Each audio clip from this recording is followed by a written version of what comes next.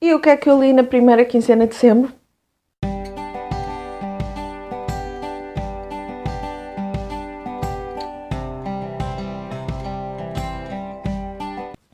Olá a todos! Eu hoje trago então o habitual vídeo de leituras, neste caso da primeira quinzena de dezembro. Eu vou tentar não me alongar muito, porque são muitas leituras. Vou deixar os links cá em baixo para a opinião escrita no blog. Olhando aqui para a pilha, ainda há alguns que, quando eu estou a gravar isto, que ainda não têm opinião escrita, mas vão ter, porque eu, por norma, escrevo sempre alguma coisa em relação aos livros. Portanto, vamos começar. Eu iniciei então o mês de dezembro com Uma Punhalada no Escuro, de Lawrence Block. Este é um livro mais enquadrado dentro do género policial. É o segundo livro que leio do autor, é o segundo livro também que leio da personagem, que é o Matthew Schudler, eu não sei dizer os nomes. É daquelas edições que têm as lombadas coloridas, que já apareceu aqui. Eu gostei bastante, eu já da outra vez tinha gostado bastante do estilo de escrita. É sempre na primeira pessoa, através do Matthew, que é um antigo detetive da polícia e que neste momento é detetive, chamemos-lhe privado, apesar de não ter as licenças, mas é sempre muito perspicaz a tentar investigar as coisas e muito inteligente. É um homem que tem os seus demónios e algo que eu reparei, porque na altura quando fui a ler, apercebi-me que este livro, pela parte da personagem principal, do Matthew, seria anterior ao livro que eu tinha lido da outra vez. Eu então fui investigar e descobri que isto é uma série de 11 livros. E que eu saiba, em Portugal só foram editados estes dois, este e o outro que eu tinha lido, que era Na Linha da Frente. E este acho que é o quarto e o outro é o sétimo. E apesar de eu os ter lido fora da ordem e sem ter lido os outros, foi fácil perceber a história. Eu só me apercebi que este seria anterior, porque neste caso, no primeiro livro que li, o Matthew anda nos Alcoólicos Anónimos e aqui ainda não. Portanto, já podem perceber, e acho que eu já disse isso outra vez, o personagem principal, o Matthew, apesar de ser inteligente e de ser muito perspicaz para resolver as missões, chamemos-lhe assim, para que é contratado, ele tem problemas pessoais, nós percebemos isso, e nomeadamente problemas com o álcool, mas não o impede de conseguir investigar as coisas. Algo muito interessante, isto é passado, julgo eu, alguns deve ser no final dos anos 80, início dos anos 90, portanto ainda não há aquelas tecnologias, ainda não há os telemóveis e a forma como as coisas vão sendo interligadas e os telefonemas é muito interessante. Eu dou-lhe 4 estrelas. Neste caso, ele é chamado para investigar um crime de uma mulher que foi morta, julgo eu, há 9 anos, uma Bárbara, e é chamada então pelo pai dela para investigar porque a polícia apanhou um indivíduo que era conhecido como, acho eu, o picador do gelo, ou assassino do picador do gelo, que na altura confessou que quando foi agora apanhado, 9 anos depois dos crimes, confessou ter morto, eu não sei se são 8 mulheres ou 7, mas não confessou, não, disse que não tinha morto a Bárbara, e até na altura que a Bárbara foi morta ele tem um álibi perfeitamente fiável, portanto não foi ele. Ele é então contratado, o Matthew, pelo pai da Bárbara para investigar. Então nós vamos acompanhando as suas investigações. Este é, tal como já disse, é o segundo livro. Eu gosto da forma como o autor vai, como nós vamos acompanhando através da personagem principal a investigação, quase como ao nível de Poirot e de Agatha Christie. Ele vai falando com os possíveis suspeitos, nós vamos tendo acesso, vamos tentando ligar as pistas todas. Mais uma vez eu não descobri, mas eu gostei bastante, 4 estrelas, e realmente eu tenho outro livro do autor com outra personagem, agora não me lembro do nome, mas se manter dentro da mesma linha destes, acho que vou gostar bastante. 4 estrelas. Depois li um caso tipicamente inglês, eu não me lembro do nome da autora. Eu quando peguei no livro, eu pensei que era mais um género de romance romântico, mas não, é mais um policial levezinho. Temos então uma mansão, um castelo, que pertencia ao Lord Shelton. Eu acho que não é este o nome. Como li em e-book, não consigo confirmar. Que numa noite de muita tempestade de neve, desapareceu misteriosamente e nunca apareceu, nem sequer o corpo, nem ele. E passados cerca de 7 anos, a mansão está então em nome, ainda não foi passada para a filha, que neste momento é a única herdeira, visto que o filho ter falecido pouco tempo depois do desaparecimento do pai. E a filha não mora lá, quem mora é uma prima e alguns criados. E há então um oficial dos serviços secretos inglês que vai trabalhar para a cidade e o chefe dele coloca-o tipo quase como hotel, não é hotel, mas dá-lhe alojamento então na casa, neste castelo.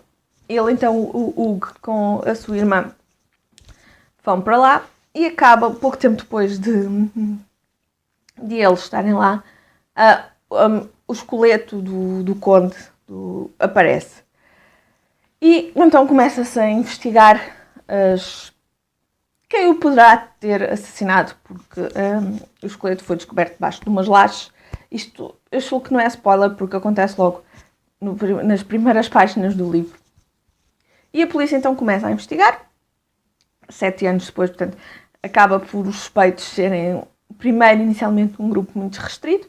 Eles começam a ter a tentação de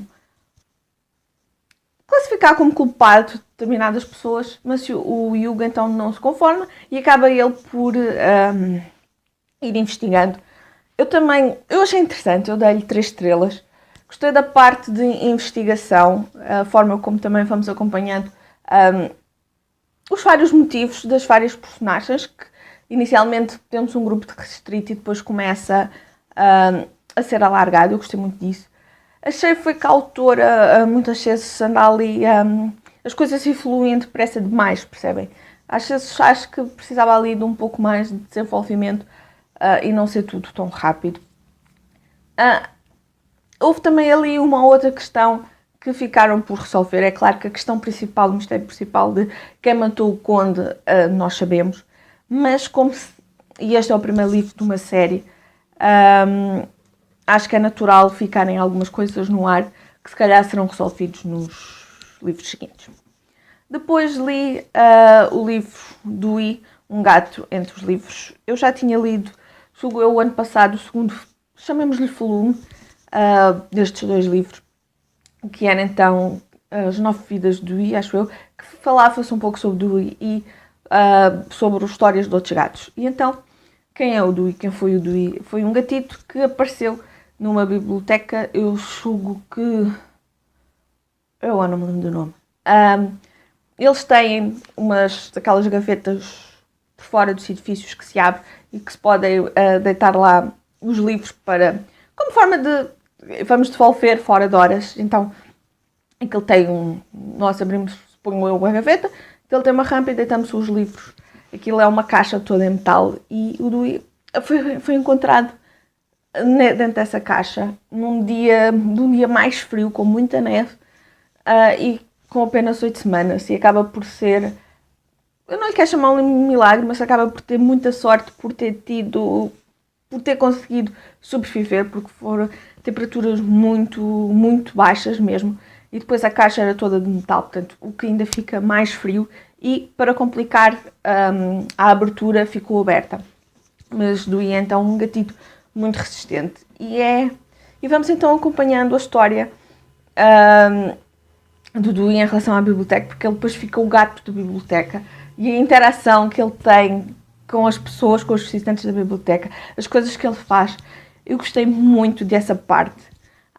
O que não me agradou tanto, mas percebo a intenção da autora, foi que ao longo também da história do gatito, vamos também tendo histórias da cidade, que agora não me lembro do nome, da evolução, porque também havia a crise e o desemprego, também partes da história pessoal da autora, a história da vida pessoal e familiar da autora.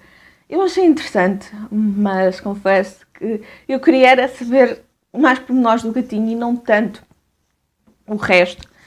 Eu julgo que lhe dei, se não estou em erro, 4 estrelas. Eu, enquanto ia a ler, e tendo eu o meu estudo, havia certas coisas que eu identificava perfeitamente de comportamentos de gato, aquilo que eles fazem. Portanto, é um livro que, para quem é amante de gato, está a ler e acaba sempre por ir tendo um sorriso nos lábios. A parte mais final acaba por nos deixar assim o coração assim mais apertado e assim uma lagrimita ou outra, porque ele era mesmo um gatinho muito especial. Depois li um thriller, um livro de espionagem. Estou a falar de, eu vou mostrar assim, só um bocadinho, O Estilete Assassino de Ken Follett.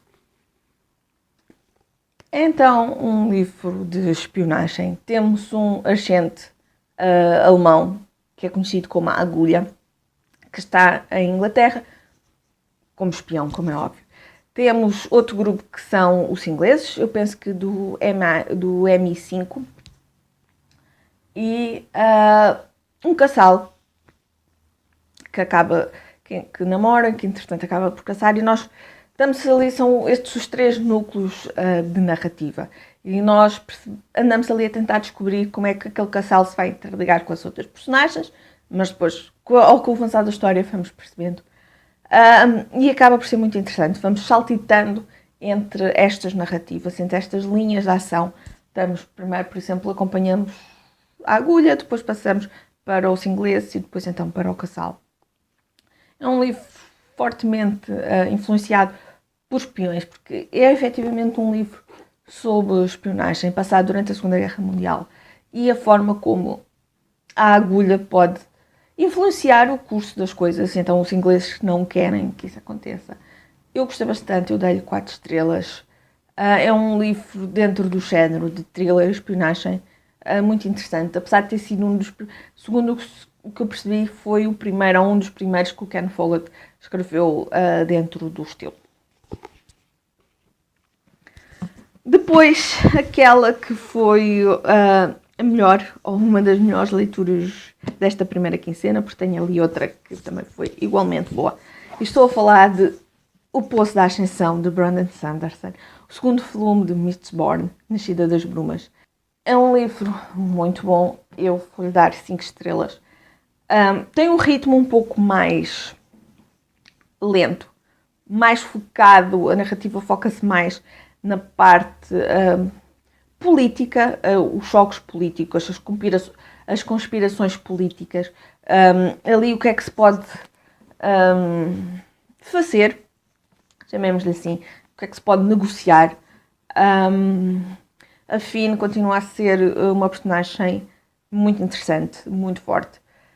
Tem alguns problemas, eu julgo que, eu percebo a opção do autor, afim, neste livro está ainda um pouco mais paranoica, um pouco mais instável, mas tendo em conta a sua infância e aquilo que lhe aconteceu no primeiro livro, é perfeitamente normal. Temos aqui uma personagem que eu achei, quando apareceu, muito interessante, o Zane. Tive pena de algumas coisas ali não terem sido, para mim, não ficaram bem claras e acho que precisava ali de um bocadinho mais de explicação em torno do Zane. E não sei. Essa personagem eu estava à espera de muito mais e confesso que me soube a pouco.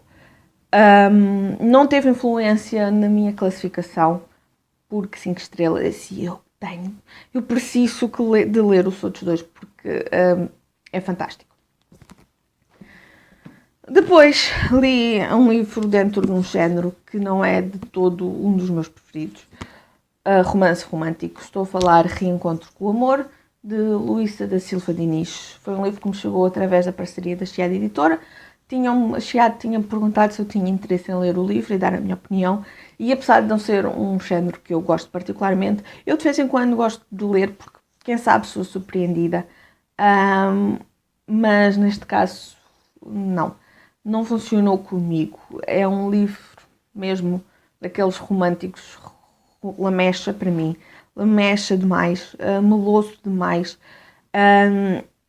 As personagens principais, assim, o par, que é a Rita e o João. A Rita tem 24 anos, o João tem mais 4 que ela, portanto 28, mas já são pessoas. O João é engenheiro e tem uma empresa de tecnologia completamente já topo de gama não, mas com muito sucesso, tem contrato com a NASA, tem mais não sei o quê, é super rico, tem um condomínio privado, mora num condomínio privado não sei onde.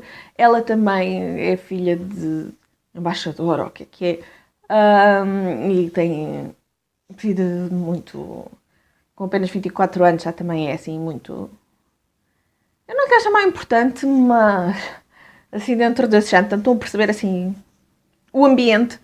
E depois as personagens não se veem há 12 anos, mas encontram-se e aquilo acaba por ser tipo cola e não descola. Não achei muito convincente, tendo em conta que eles nem sequer, segundo o que eu percebi, nem sequer tinham sido namorados durante a adolescência. Portanto, tinha havido um beijo, uma troca entre eles, um beijo, qualquer coisa. Ela depois esteve fora de Portugal 12 anos, volta e pronto. E praticamente se apaixona e ela é a mulher da vida dele e não acho muito convincente. Também não gostei particularmente da personalidade do João. É muito controlador, tem que ser feito tudo à maneira dele, tudo como ele quer, muito ciumento. Ela chama-lhe o homem das cavernas e é um bocadinho assim, porque tem que ser. Nós na quarta-feira temos um jantar com um grupo de engenheiros e tu vais.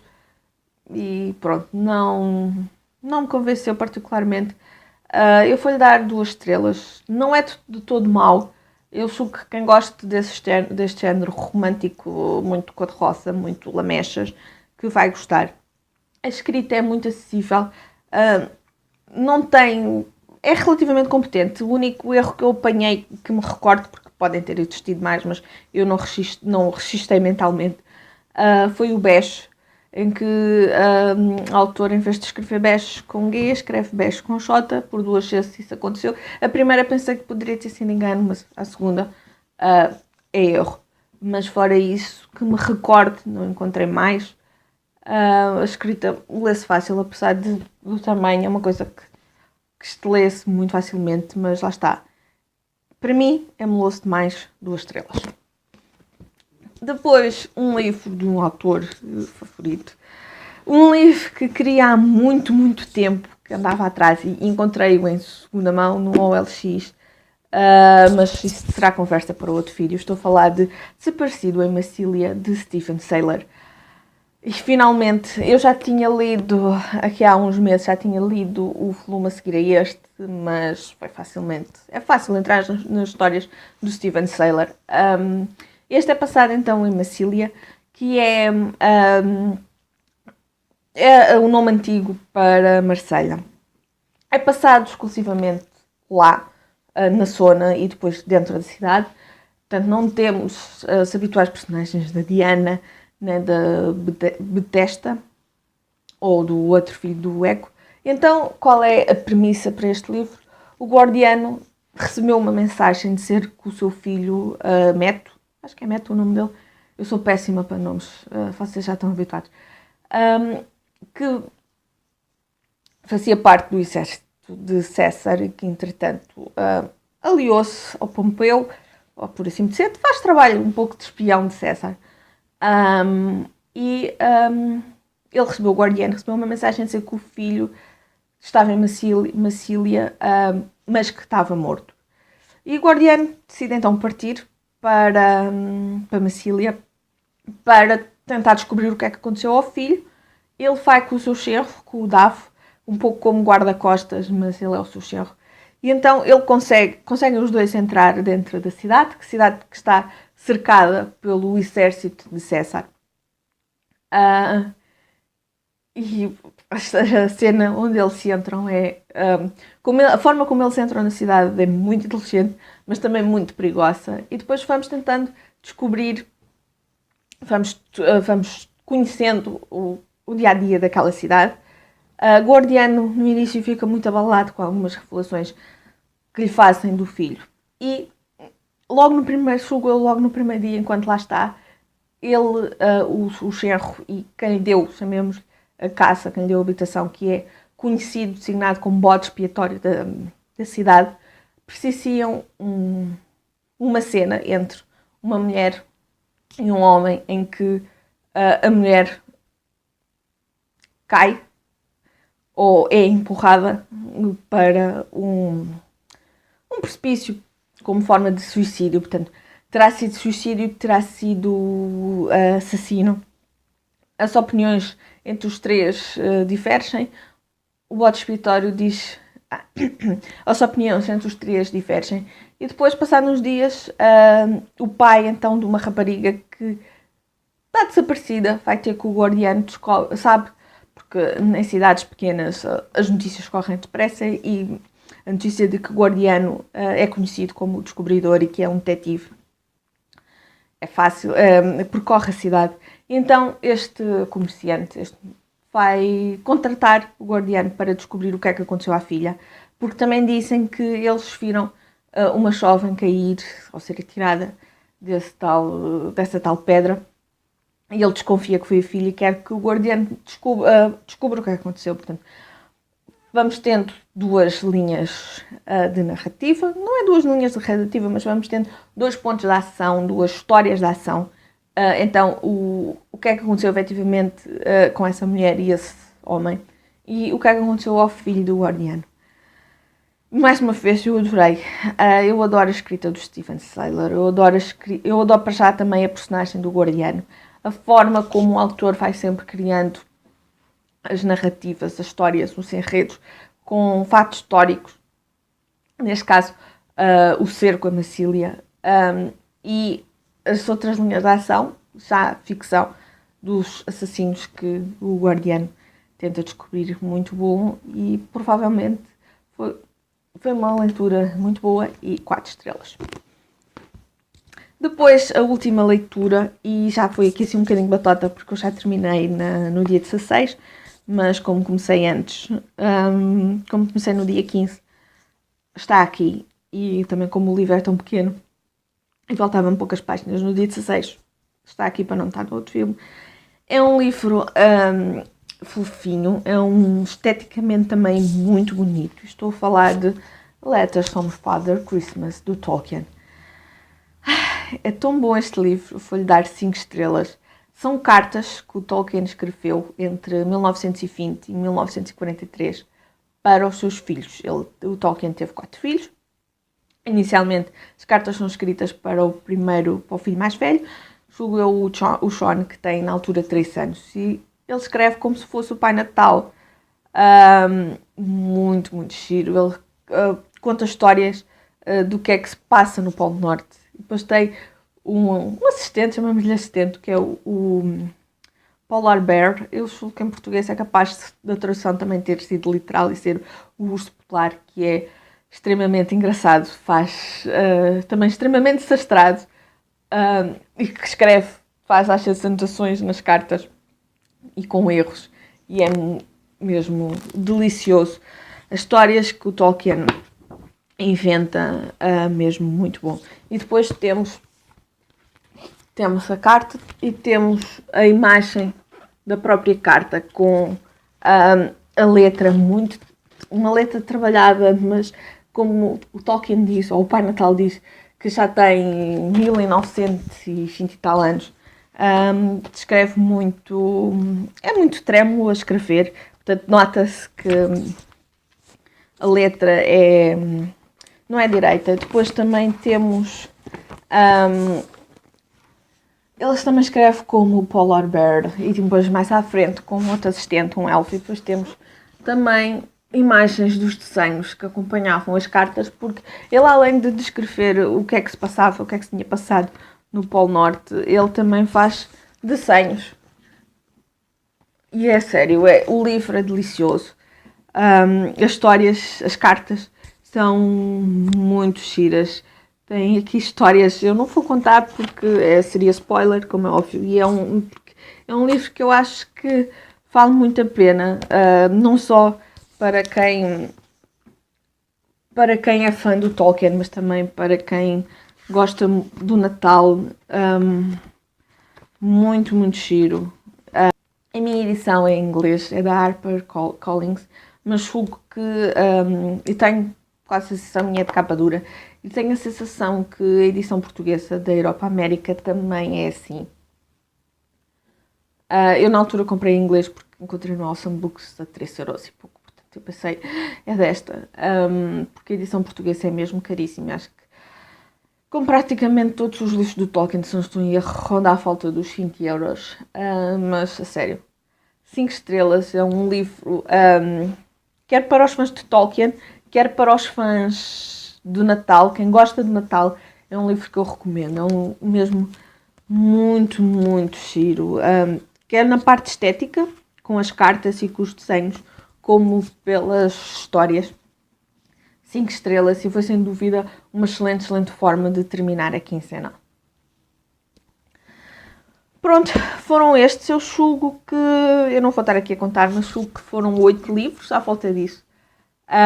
Eu não sei se já leram algum, se têm curiosidade. Digam-me, façam uns comentários aqui em baixo, digam-me o que é que acharam dos livros que li, se já leram. Se têm curiosidade, digam-me, ponham um like no vídeo, comentem, digam-me coisas. E pronto, por hoje é tudo, que o vídeo também já vai longo. Um beijinho e até à próxima. Tchau!